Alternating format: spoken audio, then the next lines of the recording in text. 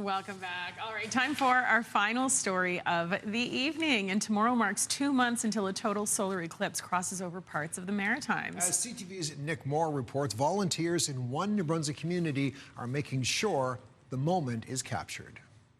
The day of the eclipse, if it were a day like today, it would just be perfect. In Florenceville, Bristol, New Brunswick will be a perfect place to see the event on April 8th. But what if it's not a crystal clear day? If it's cloudy, this is what this is about, is to get above the clouds. A solar telescope carried high by a big helium balloon will capture images of the eclipse as it travels across New Brunswick. David Hunter has been working on the project for about 3 years now. We have to deal with both aviation authorities in Moncton and in Boston. So, I mean, there's a lot of work went into this, getting this launch possible. About 30 volunteers are involved with the project. I initially got involved thinking I would only be spending a few hours on this, and a couple hundred hours later, I'm doing basically all of the communications. We want to make sure we can get imaging and video from the payload to my laptop, which is the ground station, and then from the ground station off to the internet. We're still making some improvements in the imaging system for the sun. So I'm feeling a bit more relaxed. All part of a full day of activities around the area on April 8th.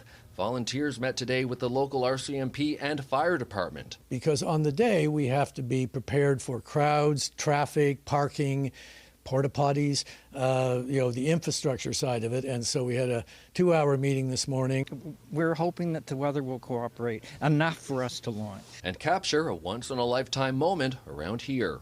Nick Moore, CTV News, Florenceville, Bristol.